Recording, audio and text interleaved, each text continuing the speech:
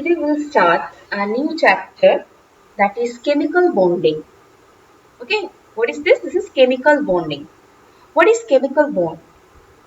The attractive force which holds various constituents together in different chemical species is called chemical bond. Okay, so the attractive force which holds various atoms together in different chemical species is called chemical bonding. For example, if we consider ammonia molecule, here one nitrogen and three hydrogen atoms are by strong attractive force form a ammonia molecule. Okay, so the attractive force which holds this one nitrogen and three hydrogen atoms together in ammonia molecule, this is called chemical bonding. Okay, to explain chemical bonds, different theories and concepts were made from time to time. Okay, and these are, first one is Lewis approach, second one is valence shell electron pair repulsion theory, short form it is called VSEPR theory. Third one is valence bond theory, it is called VBT. And the fourth one is molecular orbital theory, this is called MOT. Okay, so now the first one, that is Lewis approach. By Lewis symbol, we can predict that how many electrons are present in the outermost shell of this atom. Okay, so by this Lewis approach, we can easily get get the information that how many electrons are present in outermost shell of this atom. For example, if we consider sodium, sodium has total electron 11. If we do the electronic configuration, this is 1 is 2, 2s2, 2p6 and 3s1. This is third cell is the last shell, that is valence shell, and in the third cell the total number of electron is only 1. So what will be the Lewis symbol of sodium? That is, you write the symbol of sodium with its valence electron. This is the Lewis symbol of sodium atom. Okay, so by seeing this Lewis symbol, we easily predict or know that how many electrons are present in its outermost shell or valence shell. Okay, and the second one is valence electron pair repulsion theory, that is VSEPR theory. By VSEPR theory, we can easily predict the geometry or shape of the molecules. Okay, and by valence bond theory, we easily get the information that why some atoms combine and form molecule while others are not. For example, when you take two hydrogens, we can easily get hydrogen molecules. But when you take two helium atoms, we will never get He2 molecules. So why hydrogen molecule is formed but He2 is not formed? This type of question will be answered by valence bond theory. And the fourth one is molecular orbital theory. All of you know that atomic orbital. So when this atomic orbital will overlap, we will get molecular orbital. Okay, so when this atomic orbital overlap, we'll get molecular orbital, or when atoms overlap, we'll get molecule. So how these atomic orbitals overlap and form molecular orbitals, or how many bonds are formed when their atomic orbitals are overlapped, all this information we'll get from molecular orbital theory. Okay, today I will explain the three types of chemical bond. Okay, the three types of chemical bond, one is ionic bond, second one is covalent bond, and third one is coordinate bond, or you can say coordinate covalent also. Okay, now how ionic bond is formed? It is generally formed between metals and non-metals, and it is also formed by the transference of one or more electrons from one atom to the another. Transference of electrons from one atom to another, and by this way we can get ionic bond. Okay, so it is, for example of any ionic compound, I will take here sodium chloride. How sodium chloride is formed? Okay, so first I take sodium atom in its gaseous state. You know, sodium has total electron 11. If we do the electronic configuration, that is 281.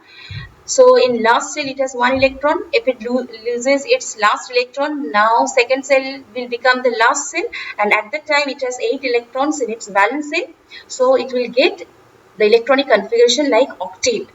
So if sodium loses any electron, then it becomes sodium ion, which is a cation.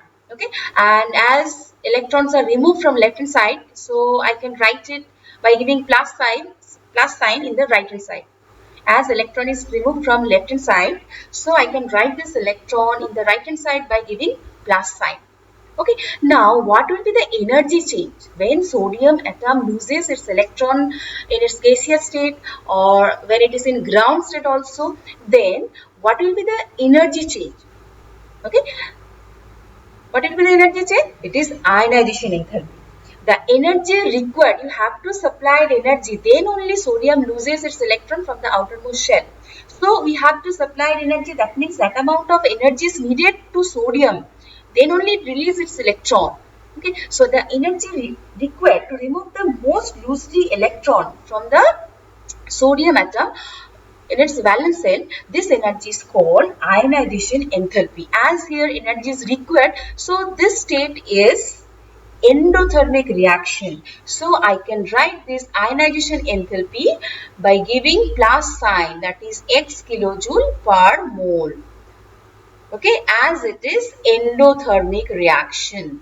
Okay, so the first step where a cation is formed and the energy changes during this state is called ionization enthalpy, as it is endothermic reaction. So ionization enthalpy, which is delta IH, is represented by giving plus sign. So here I write plus x kilojoule per mole. Okay, now the second step where fluoride Cl atom, obviously it is also in ground state. In ground state only it will be easier to remove an electron or to add an electron. Okay, now the Cl atom, you know, total electrons 17, so its electronic configuration like this way, 287. So last cell has 7 electrons. So if it gains an electron, then it becomes Cl minus. Now at this state it has electronic configuration 288. Okay, here also sodium has 28 and chloride has 288. Now what will be the energy changes during this step? Here the energy released, because after gaining one electron, Cl minus is formed, which is stable octet. So as it becomes stable, so it easily releases its excess energy. So the amount of energy released when an atom gain an electron, okay, and this energy is called electron gain enthalpy, or better you can say electron affinity also. So here I write electron gain enthalpy. As here energy is released, so it is an exothermic process, so here energy is released, so I write minus y kilojoule per mole. Okay, now the third step where these two ions combine and form a stable structure. So when these two ions in their gaseous state combine and form a solid structure, solid crystalline structure. Okay, now the energy released during this state is called lattice enthalpy. Okay, so what is lattice enthalpy? Where the amount of energy released when two gaseous ions combine, when two gaseous opposite ions combine and form a solid crystalline structure. This energy released is called lattice enthalpy. As here energy is also released, so it is also an exothermic process. So here I write minus Z kilojoule per mole. Okay, so these are the three energy states by which by using this energy changes any ionic compound is formed. So how can we get a stable ionic compound? How can we get a stable ionic compound? We can get a stable ionic compound only when the total energy released will be higher than the total energy absorbed. When the energy released will be higher than energy absorbed. Energy absorbed. Okay, so energy absorption is taking place only in the first step, and the energy released take place in the remaining two steps.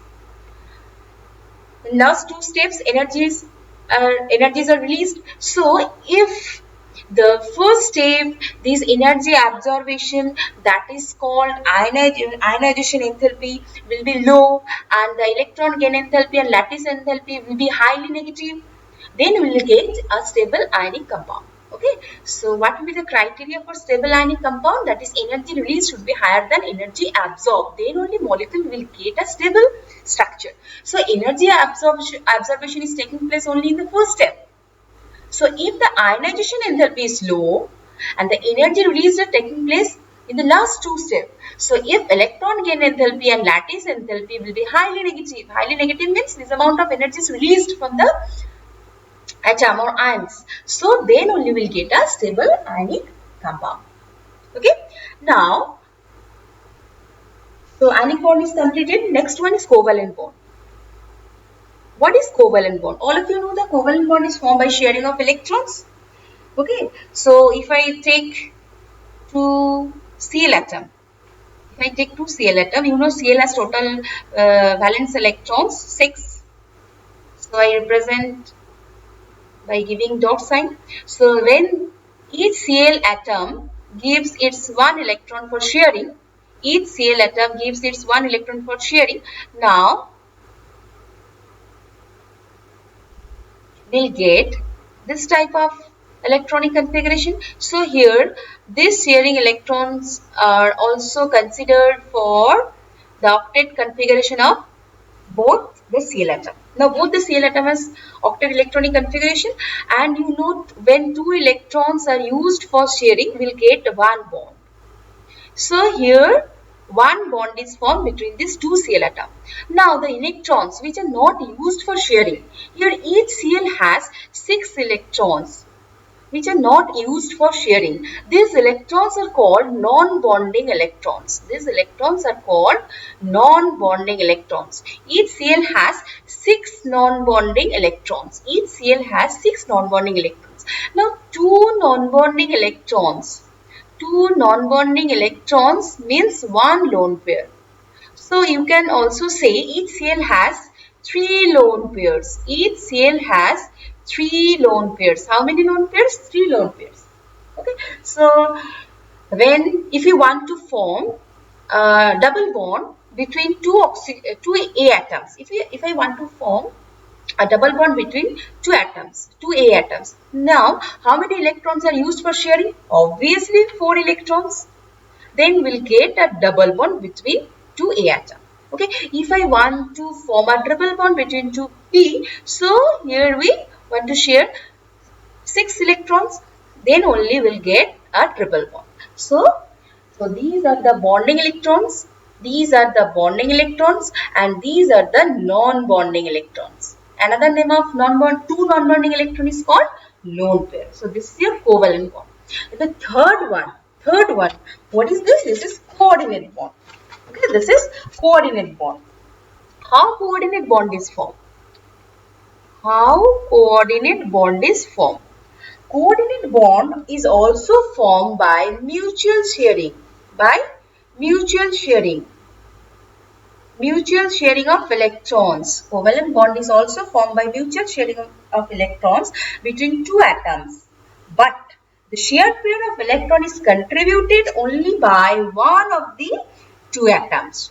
Shared pair of electron is contributed only by one of the two atoms. For example, if I want to form a covalent bond between A and B, so obviously here sharing of electrons will be occurred, but for sharing of electrons, if only A contribute the 2 electrons, B only participate for sharing. A contribute both these electrons for sharing, but B only participate in sharing. Now this type of bond is called coordinate bond. As here A donates its electron pair for sharing, so this bond is represented by giving arrow sign, and the direction of arrow from donor to acceptor. As here A donates its electron for sharing, so A is donor and B participate in sharing but does not contribute any electrons for sharing. Now B is called acceptor. Okay, now the coordinate bond is represented by giving arrow sign, and the arrow is represented from donor to acceptor. So this is the coordinate bond. Coordinate bond is formed in O3. Coordinate bond also formed in SO2. Coordinate bond is also formed in HNO3. Okay, if we consider O3, here 3 oxygen atoms are there. Each oxygen has how many valence electron?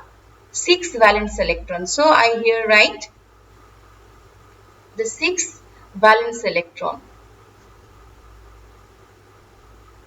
Okay, now between these two atoms, first 4 electrons are shared.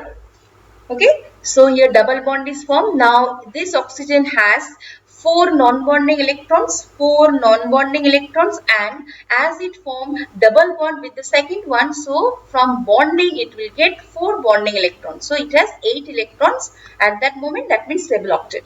For the second one, 4 bonding electrons and 4 non-bonding electrons. So it also has 8 octet-like octet electronic configuration.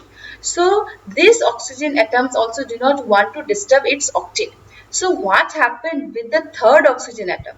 Now for sharing, if the second oxygen atom provide its electron, for sharing if second oxygen atom provide its electron and third oxygen atom only participate in sharing, so there will be a coordinate bond between this second and third one. Okay, now here at that moment this third oxygen atom also has 6 non-bonding electrons, and as here one coordinate bond is formed, so we'll get 2 bonding electrons. So this oxygen also has 8 electron in its valence shell. So all these oxygen atoms has stable electronic configuration. So here coordinate bond is formed. Okay, thank you.